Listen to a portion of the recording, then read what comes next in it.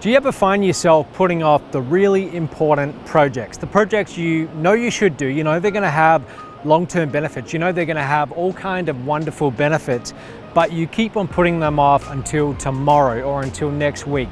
And meanwhile, your schedule continues to get filled up with minor things, petty things like answering emails, responding to calls, following up on little things, tying up loose ends, running errands. And in the back of your mind, the whole time you know, I should be getting that big important thing done, but it's easier and it's just more convenient to quickly take care of these little things in front of me. If you find yourself in that situation, you're not alone. A lot of people struggle to distinguish between the truly important jobs and all the little minor petty things, or they can distinguish between the two, but they fail to prioritize those truly important things. And if that's you, then this video is going to help you a lot. I'm going to make a bold statement. The truly important work and thinking very rarely happens at your regular office environment. So when you sit down at your desk, for example, you got your screen in front of you, you got your email inbox open, you might have Slack or Skype or whatever you're using to manage projects open in front of you.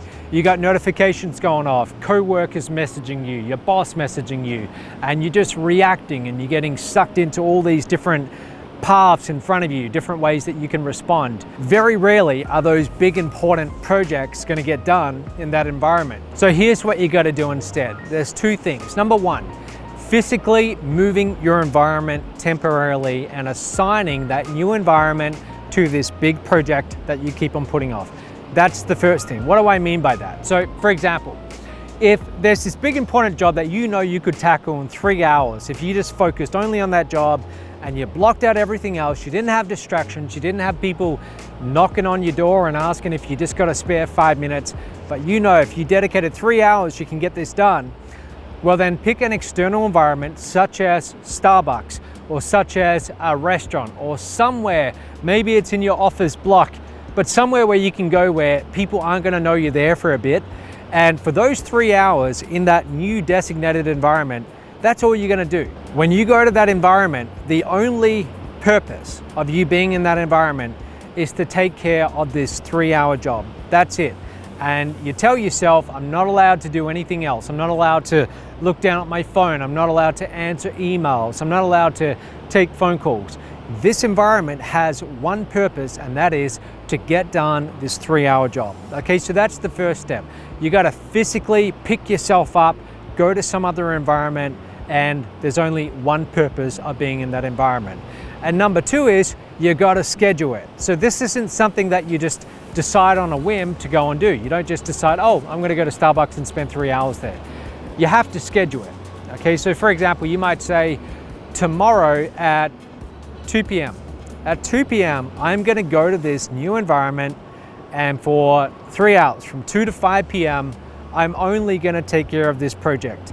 So if you have an assistant, you tell your assistant, do not schedule any meetings during those 3 hours. If you don't have an assistant, tell your co-workers, tell whoever you need to tell, please do not bother me for these 3 hours. From 2 to 5, I'm going to be away. I'm going to be unavailable. And then you go to that new environment, and all you do in that new environment at that scheduled time is that job you've been putting off. Now, if you're wondering why this is so effective, I couldn't tell you, but I will tell you this works. I've been doing this for years now. I've talked about this before, but I wrote a book once, 60,000 words for the first draft. It wasn't exactly Shakespeare, but it was good enough, and it was a complete first draft. I did a couple rounds of editing, and that was my first book, 60,000 words in 3 days. I went to a hotel and I designated 30 hours, and I worked in 1 hour blocks over 3 days. It was very intense, it was very exhausting, but I got it done. I wrote 60,000 words, had my book done, and that was a project which I'd been putting off for over a year. I'd been thinking in the back of my mind, wouldn't it be nice to have this book? That would do all kinds of wonderful things for my career, but up until that point, I just kept on doing all the busy work, and that kept me very busy. So finally, I scheduled the dates, and I announced it about a week before. I announced it on social media, but I said, I'm gonna go to this hotel, 30 hours, I'm gonna get done this first draft. I had no idea if I could physically and mentally do it, but I announced that I would do it. I scheduled it in, I changed my environment, And when I was in that hotel room and in that hotel in general, because I kept on moving around for different 1 hour blocks, but in my mind, I was only there to get done one job. I was not there to answer Skype calls. I was not there to answer email. I was not there to film content videos. I was not there to do anything other than get this book done. And so all day long when I was writing, when I would go to sleep at night in that hotel room, my mind just non-stop was on this one project, getting the book done. And I got it done. It wasn't easy, but I got it done. Now, once I discovered this strategy, I kept on using it again and again. So several months later, I went back to that same hotel. This was the Hilton in Kuala Lumpur, one of the Hiltons. And I went back there because I wanted to do a home study course. The content was going to be 16 modules and it had to be really good. So again, I went back to that hotel, 30 hours, and I got it done. And I think I did that at least 5 times. I made different courses, I wrote the one book, and I did some other important projects. But try this out if you've been procrastinating on doing really important projects. Now, this episode has been inspired by me doing this myself, procrastinating on a very important job. I've been meaning to completely redo the Strive 10-day challenge. All the content, I want to film it again. I want to make it a lot more coherent. I want to make it flow. I want to make the days just build upon each other, all the different content.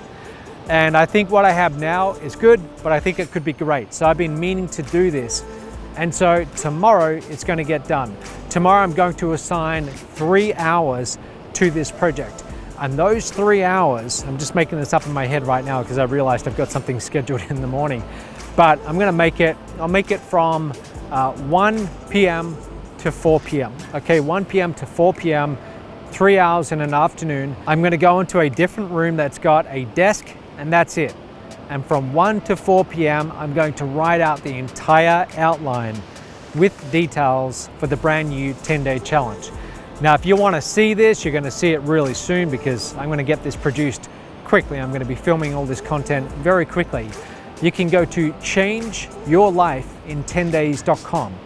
You can enroll in the 10-day challenge. It's completely free and you'll see all the brand new content as soon as it's released.